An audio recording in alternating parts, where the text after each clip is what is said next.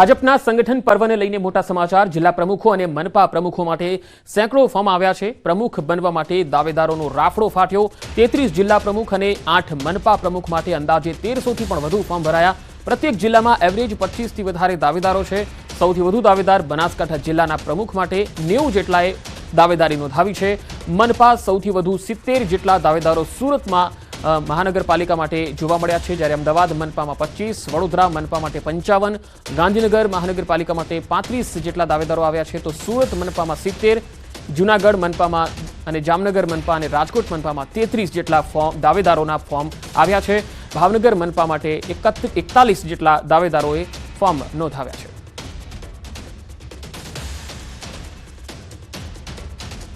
વધુ માહિતી સાથે સંવાદદાતા ગૌતમ શ્રીમાળી જોડાયા છે। ગૌતમ, હાલ આ જે જિલ્લાના પ્રમુખો અને મનપાના પ્રમુખો માટે જે અત્યારે એક ટાઈપની પ્રક્રિયા ચાલી રહી છે બીજેપી સંગઠનમાં, કેટલા સમય સુધીમાં આ નામોની જાહેરાત થશે ને આ વખતના પસંદગીની પ્રક્રિયામાં શું ધ્યાનમાં રાખવામાં આવી રહ્યું છે?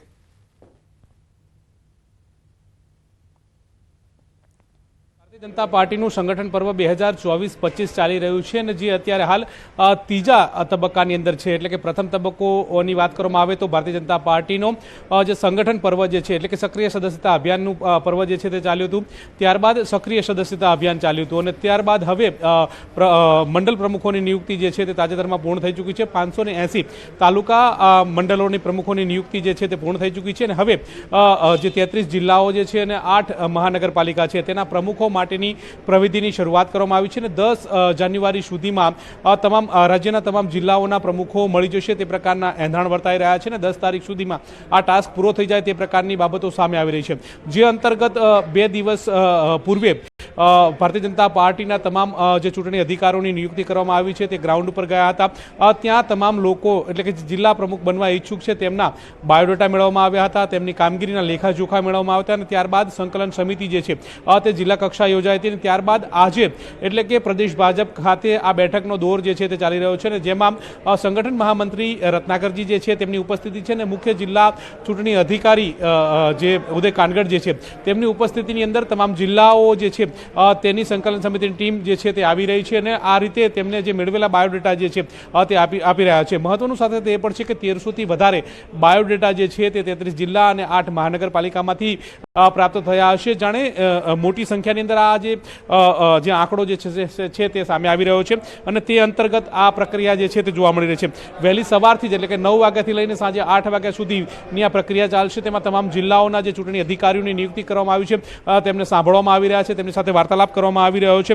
મહત્વનું સાથે સાથે એ છે કે 33 જિલ્લા અને 8 મહાનગરપાલિકામાંથી અંદાજે 1300 થી પણ વધારે જે ફોર્મ જે છે તે ઉમેદવારોના દાવેદારોના આવ્યા હોવાની બાબતો સામે આવી રહી છે। પ્રત્યેક જિલ્લામાં એવરેજ 25 થી પણ વધારે ફોર્મ જે છે તે દાવેદારોના જોવા મળી રહ્યા છે। જે અંતર્ગત સૌથી વધારે જે ફોર્મની વાત કરવામાં આવે તો 70 જેટલા દાવેદારો મહાનગરપાલિકા સુરતમાંથી જોવા મળી રહ્યા છે અને એ જ રીતે સૌથી વધારે જિલ્લાની વાત કરવામાં આવે તો 90 જેટલા જે દાવેદારો જે છે તે બનાસકાંઠામાંથી આવ્યા છે। આમ એવરેજ જિલ્લાઓની અંદરથી જે દાવેદારો જે છે તે પોતે દાવેદારી કરી હોવાની બાબતો સામે આવી રહી છે અને તેને લઈને છણાવટ ચાલી રહી છે। 10 તારીખ સુધીમાં તમામ જિલ્લા પ્રમુખોની નિયુક્તિનો દોર જે છે તે પૂર્ણ થઈ શકે અને ત્યાં સુધીમાં જાહેરાત થાય તો નવાય નહીં અને ત્યારબાદ પ્રદેશ પ્રમુખની નિયુક્તિનો દોર જે છે તે શરૂ થશે। એટલે કે પ્રદેશ પ્રમુખ માટે જે નિરીક્ષકો જે છે તેની નિયુક્તિ થઈ ચૂકી છે। કેન્દ્રીય મંત્રી જે છે ભૂપેન્દ્ર યાદવ। જી ગૌતમ, આભાર માહિતી આપવા માટે।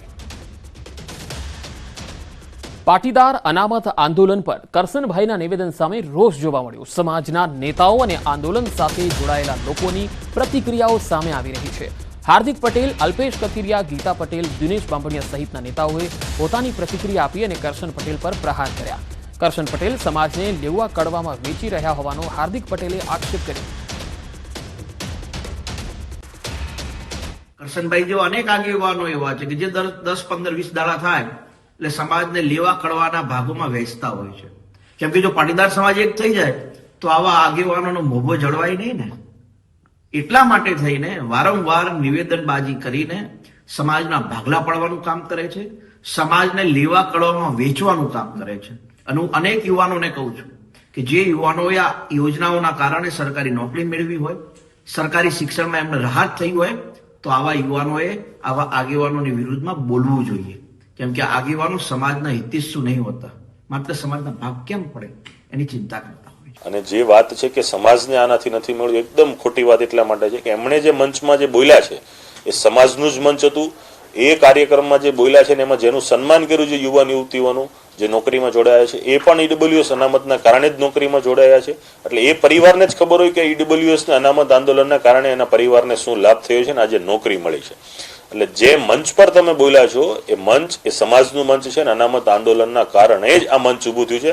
નકર આજે તમને આ સન્માન કરવાનો પણ મોકો ના મળે. પાટીદાર આંદોલન મુદ્દે કરશન પટેલના નિવેદન પર લલિત ગગથરાની પ્રતિક્રિયા. કરશન પટેલને કર્યા સવાલ. 10 વર્ષ બાદ આંદોલન અંગે સવાલ કેમ ઉભા કર્યા? કરશનભાઈ ઉદ્યોગપતિ હોવાથી જોતા હોય છે નફા નુકસાની. આંદોલનમાંથી રાજકીય નેતા બનેલા લોકો વિશે પણ તેમણે નિવેદન આપ્યું. જો 10 વર્ષ પછી ફાયદા ગેરફાયદાની જે વાત કરતા હોય ને એને જ ઉદ્યોગપતિ કહેવાય. અને 10 વર્ષ પછી એને ખબર પડી કે આમાં ફાયદો નથી થયો. 10 તો બીજે દી કહી દેવું જોઈએ, તે જ ધારે કહી દેવું જોઈએ ભાઈ તમે આંદોલન પાટીદાર સમાજ આમાં જોડાતા, આમાં બધી નુકસાની જ છે. પણ 10 વર્ષ પછી કોની સરકાર ગઈ, કોણ આવ્યો, કોણ ગયો, એના પછી ખબર પડે કે આમાં ફાયદો થયો કે નુકસાન થયું. કરશનભાઈ જે વાત કરી છે ને એ મને એટલા માટે એવું લાગે છે કે ક્યાંક દુઃખી હશે જીવ. કોઈ પણ પ્રોડક્ટ હોય ને એના ફાયદા ને ગેરફાયદા હોય. કરશનદાસ નો નિરમા વોશિંગ પાવડર વાપરો તો કલર કપડાનો ઉડી જતો હોય ને ધોવાઈ જતો હોય, બે ફાયદા થતા હોય. એક ફાયદો થાય, સામે ગેરફાયદો થાય. આપ મારા મત મુજબ આંદોલનને હિસાબે આયોગ મળ્યું છે, ઘણા બધા ફાયદા થયા છે અને એના હિસાબે કેટલાય છોકરાઓને કરોડો રૂપિયાની 500 કરોડ 1000 કરોડની બજેટ છે અને બધાને લોનો મળી છે અને એ લોકો અત્યારે અભ્યાસ કરી રહ્યા. પાટીદાર શબ્દ મળ્યો ને એ જ આંદોલનનો મોટો જન્મદાતા છે અને એને જ લેવા કરવા ઓછું કર્યું હતું. એ જ આંદોલનની ફલશ્રુતિ છે. અમદાવાદમાં HMPV વાયરસનો પહેલા કેસનો જે મામલો સામે આવ્યો છે ત્યારે ચાંદખેડાની ઓરેન્જ ચાઇલ્ડ હોસ્પિટલને નોટિસ મળી છે.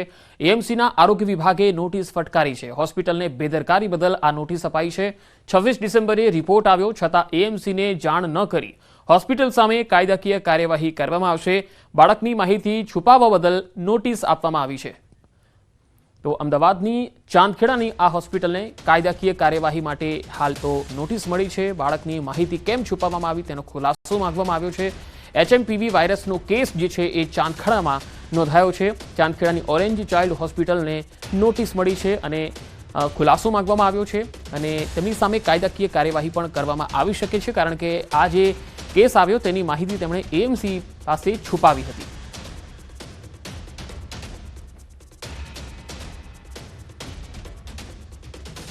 વધુ માહિતી મેળવીશું. સંવાદદાતા પ્રણવ પટેલે જોડાયા છે.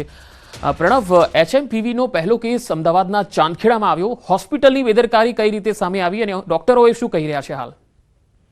પંકજ, ચોક્કસ જે રીતે રાજ્ય સરકારે પણ એક એડવાઇઝરી બહાર પાડી હતી કે જે રીતે ચીનની અંદર જે વાયરસ થયો છે તેના લક્ષણો કદાચ ગુજરાતમાં કોઈ પણ જગ્યાએ નોંધાય તો રાજ્ય સરકાર અને જે તે સ્થાનિક જે મંડળો હોય છે, આરોગ્ય વિભાગ છે, ત્યાં જાણ કરવાની હોય છે. પરંતુ જે ચાંદખેડાની જે હોસ્પિટલ છે ઓરેન્જ ચાઇલ્ડ હોસ્પિટલ, તેઓ મહાનગરપાલિકાને જાણ નથી કરી. આ જે કેસ છે તે 24 તારીખે દાખલ થયો હતો, 24 ડિસેમ્બરે. ત્યારબાદ 26 ડિસેમ્બરે તેનો રિપોર્ટ પોઝિટિવ આવ્યો હતો. તેમ છતાં પણ 10 દિવસ સુધી મહાનગરપાલિકાના આરોગ્ય વિભાગને જાણ નથી કરી. તેને લઈને મહાનગરપાલિકાએ હોસ્પિટલની બેદરકારીના ભાગરૂપે તેઓને નોટિસ આપી છે અને ખુલાસો માંગ્યો છે અને સાથે જ જે કાયદાકીય કાર્યવાહી થવી જોઈએ તે કરશે. કારણ કે જે રાજ્ય સરકાર એડવાઇઝરી બહાર પાડતી હોય છે કે કોઈ પણ હોસ્પિટલ હોય, સરકારી હોય કે ખાનગી હોસ્પિટલ છે, ત્યારે તેને કોઈ પણ શંકાસ્પદ આ કેસ દેખાય તો તેઓને તરત ત્વરિત જે તે સ્થાનિક સત્તા મંડળો હોય છે તેને જાણ કરવાની હોય છે. પરંતુ ઓરેન્જ હોસ્પિટલ તરફથી જાણ નથી કરાઈ.